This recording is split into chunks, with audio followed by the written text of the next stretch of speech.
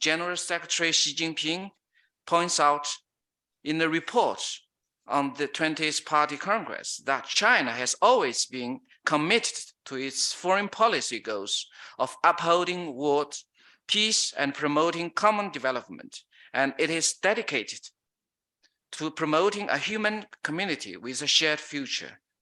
This report provides the answers with China's action and China's foreign policy in a new era to those major questions presented by the times and that the world is facing today.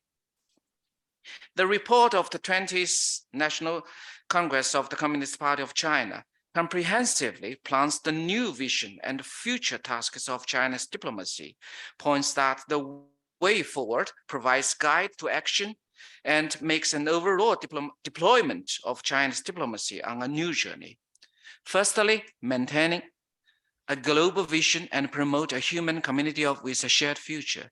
The human community with a shared future calls upon all nations to overcome conflict and confrontation with peaceful development, replace absolute security with common security, abandon zero-sum game with mutual benefit and win-win results, prevent clashes between civilizations with exchanges and mutual learning, and protect the homeland of the earth with green development.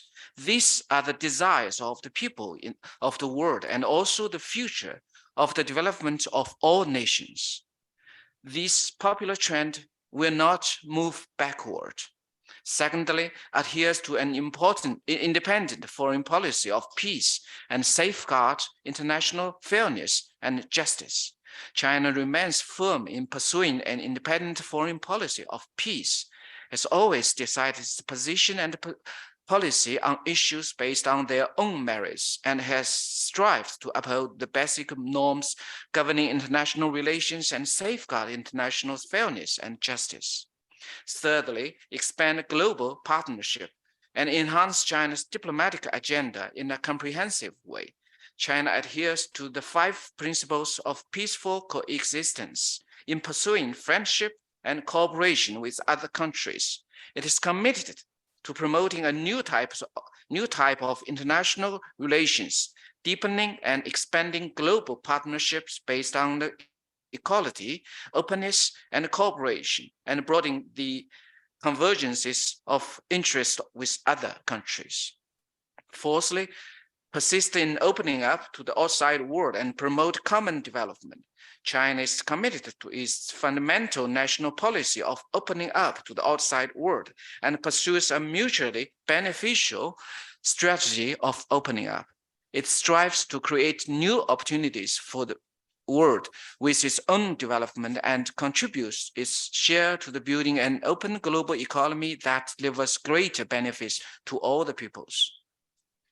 Fifthly, adheres to the principle of consultation and collaboration for shared benefits and improve the global governance system. China plays an active part in the reform and development of the global governance system. It pursues a vision of global governance featuring shared growth through discussion and collaboration.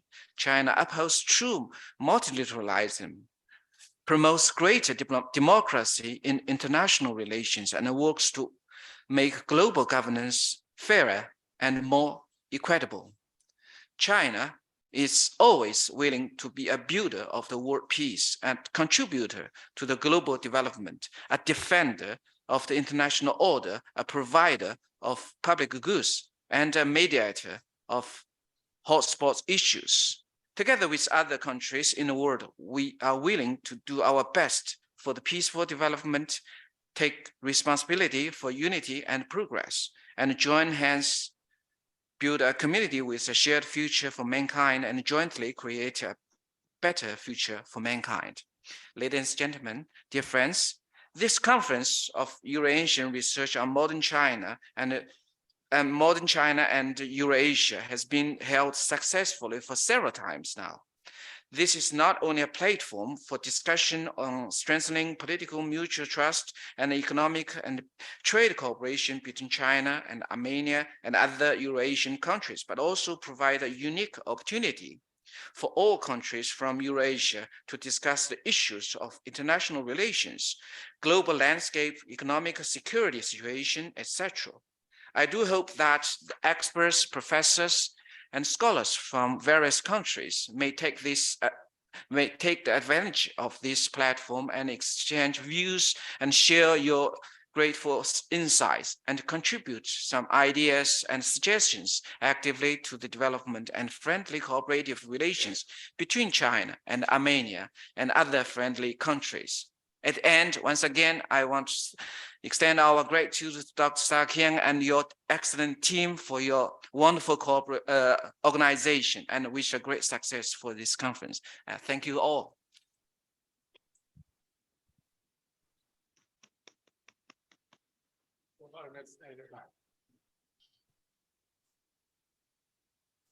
Thank you, dear Ambassador, dear friends and colleagues. Now I want to introduce you Ms. Gohar Barseghyan. She is the Director of Integration Development Department in the Eurasian Economic Commission of Eurasian Economic Union. I still remember her very insightful speech during the Eurasian Economic Forum in 2021, where we were in the same panel. Ms. Barseghyan, thank you very much that you have joined us. We are all looking forward to hearing your opening remarks. Please, the floor is yours. Thank you very much. I hope you can hear and see me. Thank you very much for participation. Unfortunately, today I couldn't have an opportunity to be in Yerevan, and I'm joining you via video conference.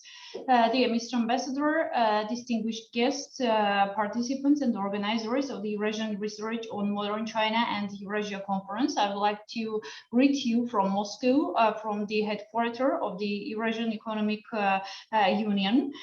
First of all, on behalf of the Eurasian Economic Commission, I would like to thank the China-Eurasia Council for political and strategic research and the organizers in Yerevan, represented by Dr. Sahakyan, for this opportunity to speak at the opening of this event.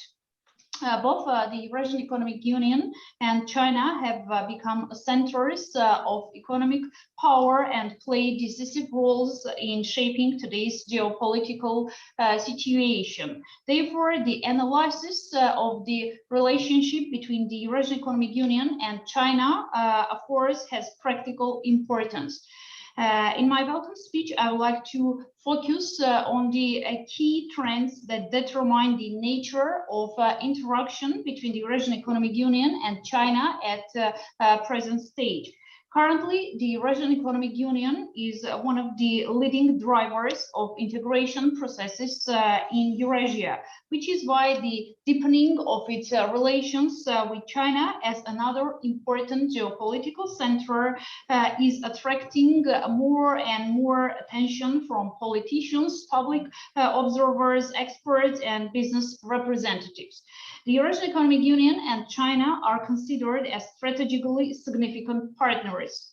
Firstly, this is the result of a favorable geographical position, taking into account that 3 member states of the Eurasian Economic Union, Russia, Kazakhstan, and Kyrgyzstan, have a common border with China. And the second, today China is one of the main foreign economic partners for each of the Eurasian Economic Union member states. And the total trade turnover of the Eurasian Economic Union countries with China has grown by a third over the past 6 months. According to the Eurasian Development Bank, by the end of 2022, the trade turnover may reach $240 to $150 billion. China is the world's leading economy, which in the face of unprecedented geopolitical and geoeconomic imbalances has demonstrated not only high resilience to negative external influences, but also a steady growth. At the end of 2021, China's GDP increased by 8.1%.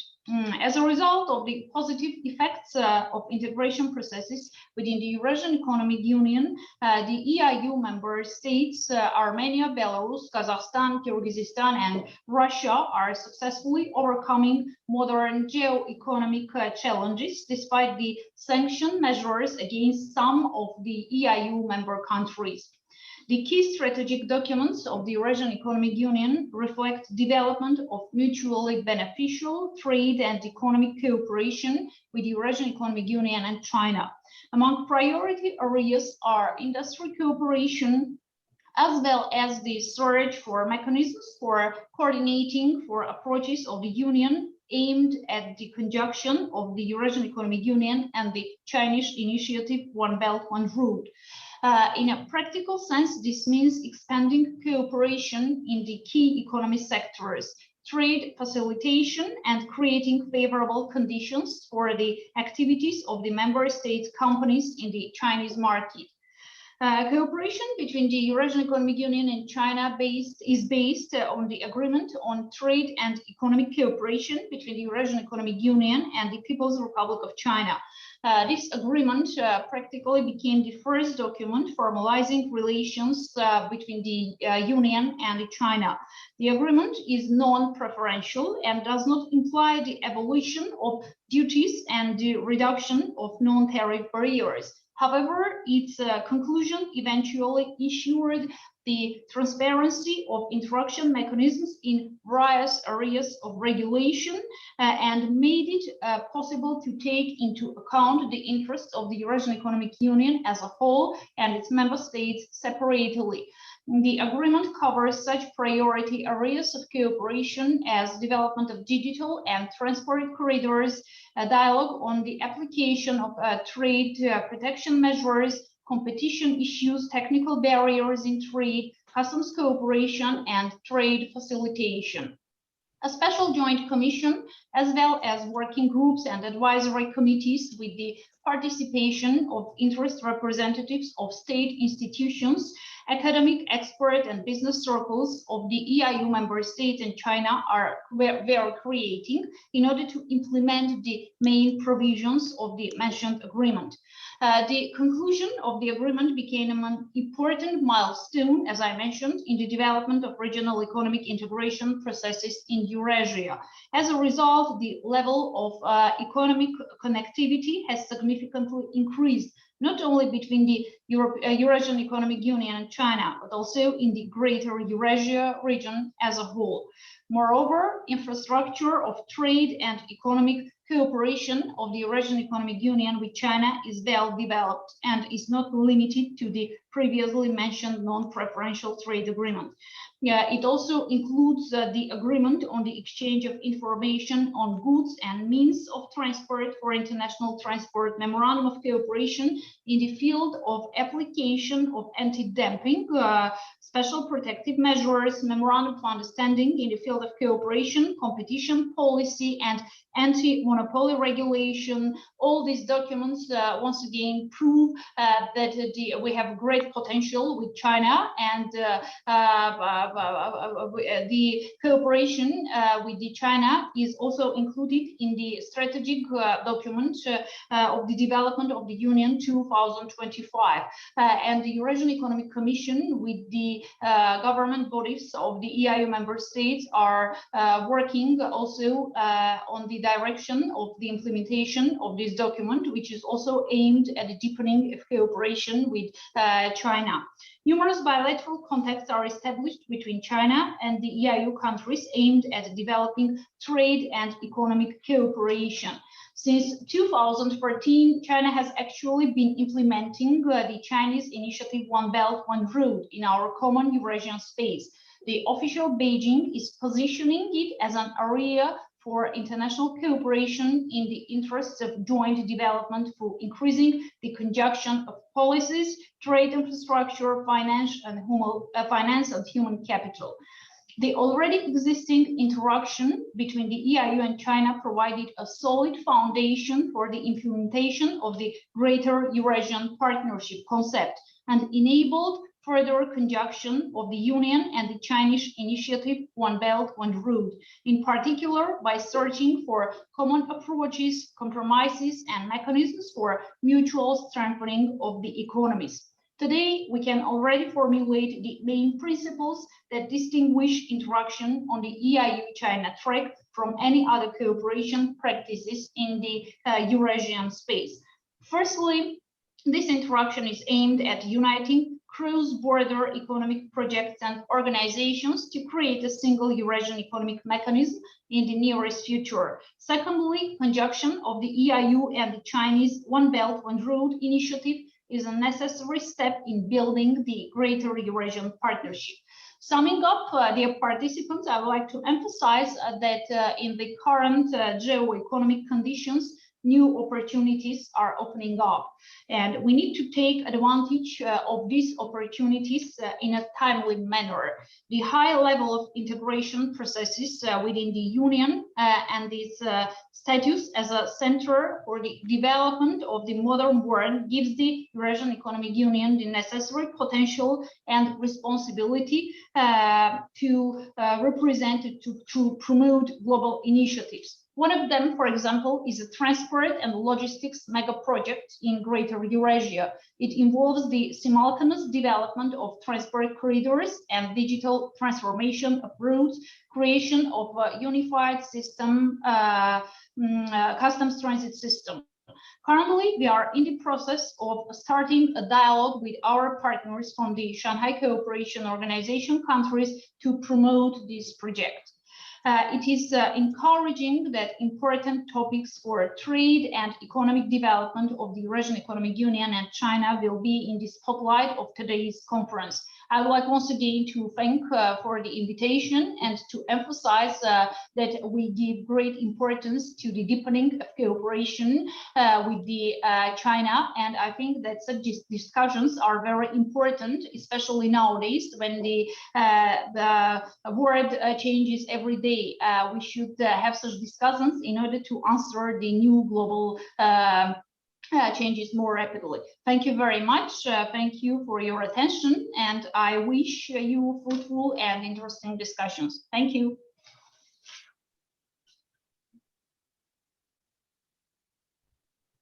Thank you very much, dear Director Barseghyan. Dear guests, now I want to invite the Director of the Public Relations and Information Center of Staff of the Prime Minister of Republic of Armenia, Mr. Tsarukyan, for delivering his opening remarks. Dear Mr. Tsarukyan, thank you for your coming.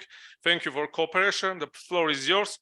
And I want to give a present you also our new book dedicated to the 14th anniversary of relations between Armenia.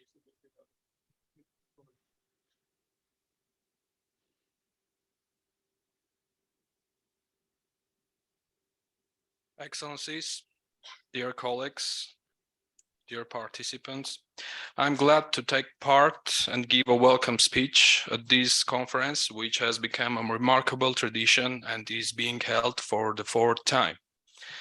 I would like to express my special gratitude to Mher Sahakyan for his efforts and consistent work, thanks to whom these conferences are held, and for the assistance provided by the Ambassador, Extraordinary and Plenipotentiary of the People's Republic of China to Armenia, Yong.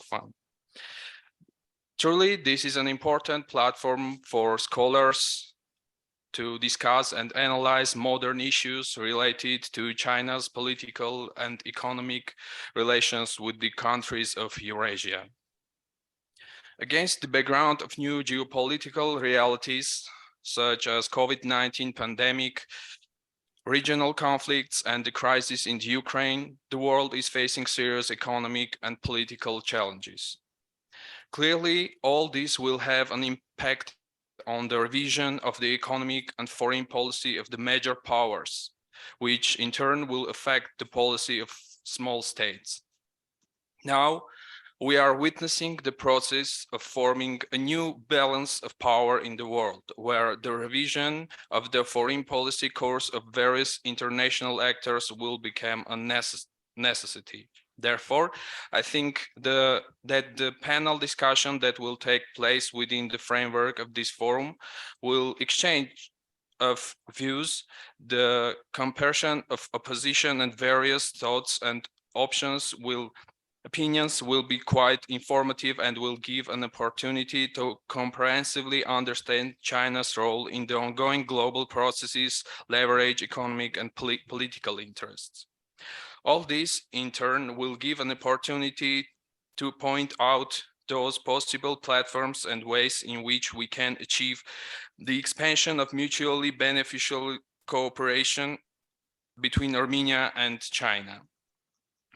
It must be admitted that at present there are many unrealized opportunities in Armenian-Chinese relations, for example, in the economy, agriculture, industry, transport, tourism, and why not in the humanitarian sphere, in the direction of which it is necessary to make great efforts to fill the existing gap. I think that our region, including Armenia, has transit potential which should be made attractive to China.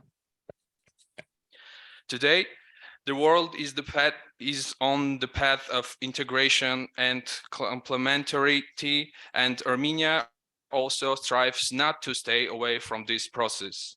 In 2020 and after the tragic events that followed, it became more vital and important for Armenia to become part of major international communication projects, which will provide additional security guarantees and economic benefits for our country. Armenian Prime Minister Nikol Pashinyan has repeatedly spoken about the importance of participation in the current economic and transport integration processes. Armenia, taking into account international processes in the Eurasian region and possible developments in the South Caucasus, has reformulated the North-South project and presents it under the concept of Armenian crossroads. This assumes that after the transport unblocking, Armenia will become a link in our north-south, east-west region. Armenia is confident that the implementation of this scenario will proceed from the economic interests of all countries in the region, as well as the largest players like Russia, China, Iran, and other countries, especially within the framework of the One Belt, One Road project implemented by China, and Armenian crossroads can play its significant role. In the process of Iran's intensive integration with the Eurasian Economic Union, the Armenian crossroads may also be of significant importance because at the moment Armenia is the only member of the Eurasian Economic Union with which Iran borders. Therefore, it is extremely important for Armenia, both economically and in terms of security, to develop transport and energy infrastructure with neighboring countries and to get out of the transport blockade by neighboring countries. Unblocking and developing economic ties can become the main cornerstone of regional stability. Once again, I would like to thank the organizers of the conference and wish the participants success and fruitful discussions. Thank you for your attention.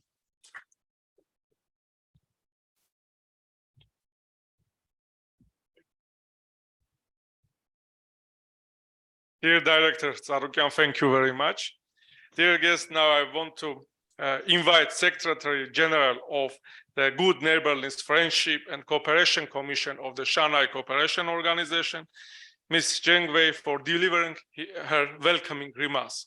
We are cooperating already for a long time, and in 2020, our organization signed Memorandum of Understanding, which is providing us an opportunity to use public and academic diplomacy for strengthening further cooperation.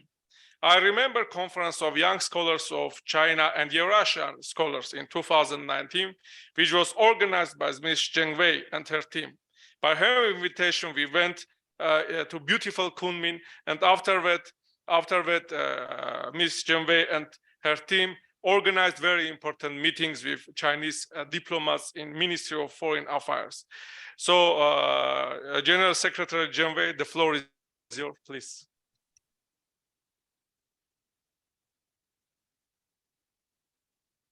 Спасибо большое. Уважаемый господин Мher, Sahakyan, дорогие друзья, вы меня слышите? 费用大使好，уважаемый господин посол Фэн, уважаемая госпожа Gohar, Barseghyan, уважаемый господин Гор, Tsarukyan, уважаемые участники конференции, дамы и господа, друзья, добрый день. В онлайн-формате обсуждать самые актуальные в настоящее время международные и национальные вопросы. Хотела бы выразить искреннюю признательность за очень тщательную подготовку и глубокое уважение всем участникам за проведенную работу. Поздравляю господина Sahakyan и его команду с успехами, тем более в такое сложное время. Современный мир подвергается огромному давлению, связанному с переплетением невиданных за столетия племен и турбулентности, но при этом усиливается стремление народов всех стран к миру и развитию. Наше участие в сегодняшней конференции свидетельствует о высокой ответственности и практических целях к преодолению трудной ситуации. Если помогут нам всем вместе найти пути решения сложных задач. Разрешение проблем заключается в коммуникации. И в этом году мы отмечаем 30-летний юбилей дипломатических отношений между Китаем и Арменией, которые являются образцами партнерских отношений нового типа. Перед лицом любых препятствий и вызовов мы будем продолжать действовать сообща в духе консолидации. Китай отвечает на международные проблемы своими инициативами об обеспечении глобальной безопасности и развития. Как вам известно, на недавно состоявшемся 20-м Всекитайском съезде КПК председатель Си Цзиньпин выступил с важным докладом, в котором именно углубленным образом проанализировали ситуацию в мире, так и определили будущее развитие Китая, что получило твердую поддержку китайского народа. Китай находится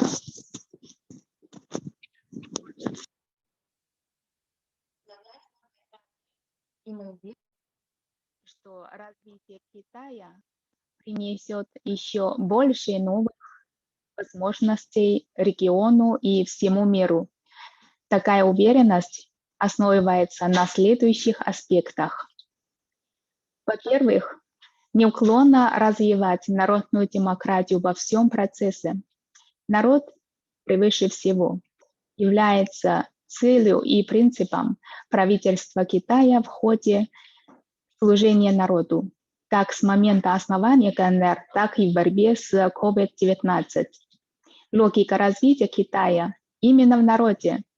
Неуклонно совершенствуется законодательство государства, чтобы обеспечить права каждого китайца. Последние 10 лет 98,99 миллионов китайцев победили над бедностью. И богатство для всего народа, состояние счастья, безопасности китайского народа на новом этапе развития. Во-вторых, неуклонно придерживаться совместного строительства одного пояса и одного пути. Инициатива одного пояса и одного пути стала международным благом и площадкой для сотрудничества, пользующимися широким одобрением среди мирового сообщества, и Китай стал главным торговым партнером более чем 140 стран и регионов мира. Также является вторым по величине торговым партнером, вторым по величине экспортным рынком и источником импорта Армении. По данным Всемирного банка, последние 10 лет вклад Китая в мировую экономику составляет 38,6%, а G7 вместе составляют 25,7%. Кроме того, по данным на конец 2021 год, число действующих патентов на изобретение из Китая достигло около 3 миллионов и 600 тысяч, что занимает первое место в мире. Неизменно следуя принципам совместных консультаций, совместного строительства и совместного использования, Китай прилагает неустанные усилия к совместной реализации инициативы «Один пояс, один путь». И третьих, неуклонно придерживаться развития общих ценностей всего человечества. Укрепление мира во всем мире и развитие общих ценностей всего человечества мира, развитие равенства, справедливости, демократии и свободы отвечают общим чаяниям народов всех стран. Китай неизменно приводит независимую и самостоятельную мировую внешнюю политику и всегда определяет свою позицию и политику на основе сущности вопроса, охраняет основные нормы международных отношений, защищает равенство и справедливость в международных отношениях. Категорически выступает против любых форм гегемонизма и политики силы, против менталитета холодной войны, вмешательства во внутренние дела других стран и применения двойных стандартов. Китай никогда не будет претендовать на положение гегемона, никогда не будет проводить политику экспансии. Дорогие друзья, позвольте еще раз выразить Совету политических и стратегических исследований Китай-Евразии искреннюю признательность и наилучшие пожелания. Большое спасибо за вашу поддержку молодежному научно-техническому и инновационному форуму в городе Шэньчжэне в июне этого года и за личное участие в конференции «Диалогу молодежных лидеров» в Пекине, за участие в выставке рисунков детей «Высь за мечтой» и других мероприятиях народной дипломатии в рамках ШОС в этом году. Мы вместе с вами и партнерами, центрами мозгов и общественными организациями из 26 стран ШОС укрепляем сотрудничество по расширению каналов обмена мнениями и опытами, строим дороги и мосты дружбы и общего понимания, углублять и развивать глобальные партнерские отношения, базирующиеся на равноправии, открытости и сотрудничестве в целях совместного создания более прекрасного будущего. Желаю конференции полного успеха, желаю всем участникам плодотворной работы, крепкого здоровья и больших достижений. Спасибо за внимание.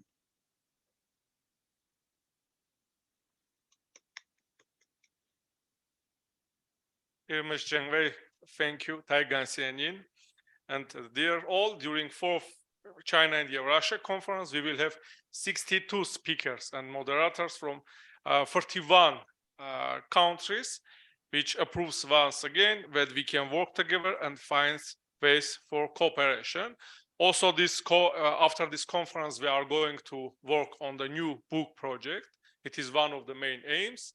It is about Routledge Handbook of Chinese and Eurasian international relations. So this team will work for this. Now I want to invite our speakers and a special guest to have a photo together, please.